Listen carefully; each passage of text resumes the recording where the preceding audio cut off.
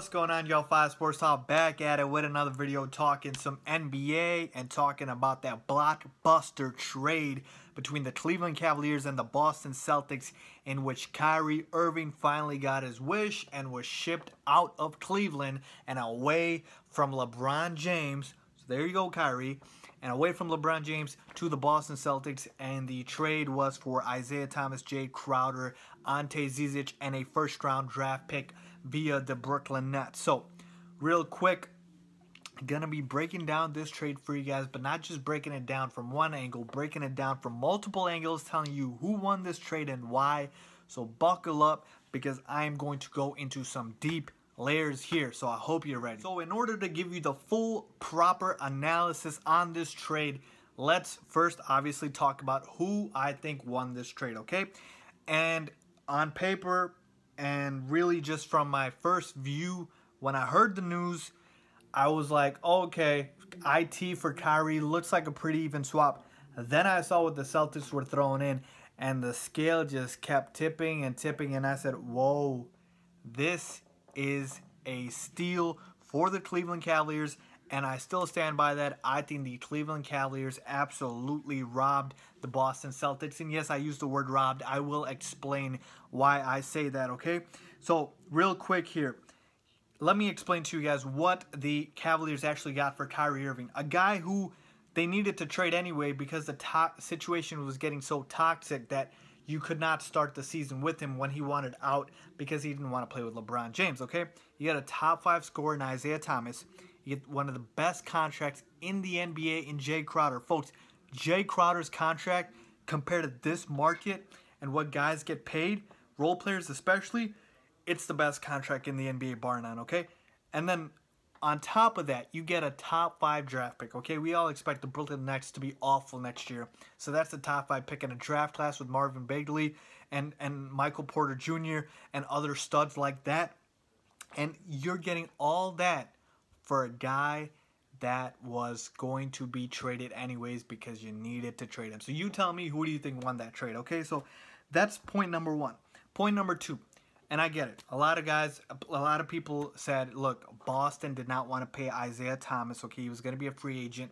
And they got Kyrie for him. I get all of that. But here's the thing. The Celtics, not just with IT, but with Crowder, throwing him into the trade. A lot of people don't understand. Throwing Jay Crowder into the trade changes everything, okay? If it was IT for Kyrie straight up, you would have had a point. But throwing in Jay Crowder and this top 5 pick from the Brooklyn Nets, which we expect to be a top 5 pick, that first round pick, changed everything in this trade, okay? Because what it did was it set up Cleveland for the present and the future, okay? This is what the Cavs can do, okay? The Cavs, if they want to, LeBron decides he wants to leave next year. They have a top 5 pick that they can build around, like I said, in a stacked draft class. After that, they can trade Jay Crowder's contract for another piece or another draft pick, okay? His contract will sell like that, okay? So they can do that if LeBron leaves. But let's say LeBron decides to stay. Good for Cleveland. Everyone rejoices. Hopefully he stays. I hope he stays. They can trade that Brooklyn pick for a star, okay? Before this trade, we saw what Jimmy Butler and Paul George got traded for. And don't worry, I'm going to get to that real quick. And you're telling me the Brooklyn pick, you can't get a star on the market right now, another one to pair for LeBron James? You absolutely can. If, let's say, they end up going to the finals and losing to the Warriors again, and LeBron says, give me more help, you can trade this pick to get more help for LeBron James, okay? So that's what it does. It sets you up with LeBron leaving, and it sets you up with LeBron staying, okay?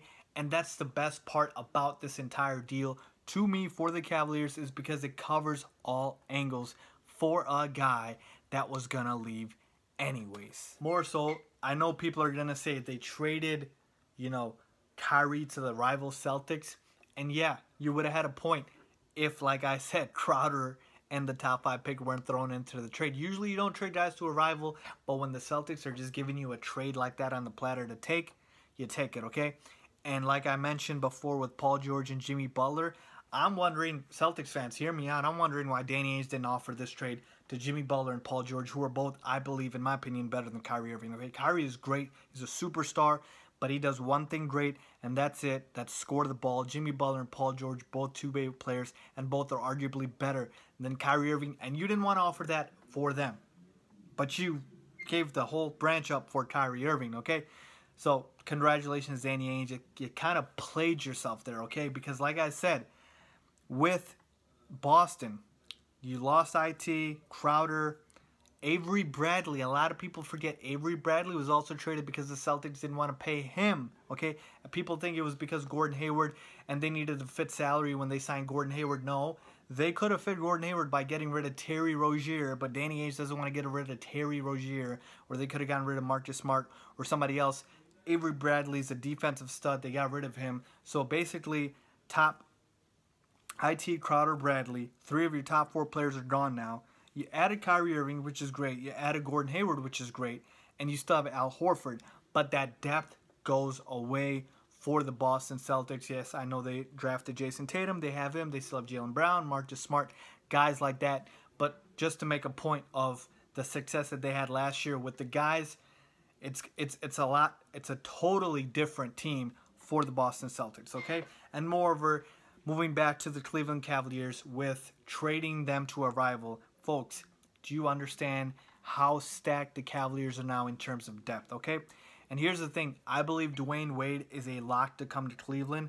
I believe I made a video about this where D Wade is going to go because, excuse me, he is getting a buyout from the Chicago Bulls, and he is going to be able to sign with pretty much any team because I believe he's going to take the minimum. Money is no longer an issue for Dwayne Wade, which means the Cavaliers will give him the minimum. In case a lot of people are wondering how the hell they can afford Dwayne Wade, money's not going to be an issue for Dwayne Wade. He signs with the Cleveland Cavaliers. Now you got a starting lineup of, hear me out here, Isaiah Thomas, Dwayne Wade, LeBron James, Kevin Love, Tristan Thompson. Off the bench, Derrick Rose, okay? You have Jay Crowder. You have Iman Shumpert, J.R. Smith. You have Channing Frye. You have Jeff Green, who they signed. A lot of people didn't know. You have Ante Zizic. And a lot of people think he's a throw-in in this trade, and he might as well be. But he was a first-round draft pick for the Boston Celtics a few years back. And this guy's a legit 7-footer. And the Cavaliers could use 7-footer depth. They could use big man depth. And who knows, he could be decent for this team. So I think Zizic is actually going to be solid for the Cavs. He might actually contribute. But look at that depth. I'm not saying they're going to beat the Warriors, but they have a hell of a lot better chance than with the roster they just had last year. So for me, overall, looking at it from all angles, I think this was a masterful trade pulled off by the Cleveland Cavaliers. I'm not saying the Boston Celtics absolutely shot themselves in the foot, but they probably didn't have to give up all that, but they did. They gave up a lot for Kyrie Irving when they didn't give that up for Paul George and Jimmy Butler. Let's see what happens next season between these two teams. The Celtics now have a pretty formidable lineup as well of Kyrie Irving, Jaylen Brown, Gordon Hayward, Marcus Morris, and Al Horford, with also Jason Tatum and others coming off the bench. But with that being said, I think the Cavaliers won this trade. Let me know what you guys think. If you guys like this video and my analysis, make sure to give this video a thumbs up. Follow me on Twitter, link down below for that. Follow me on Instagram, link down below for that. And please, please, please, thanks for watching. Don't forget to subscribe.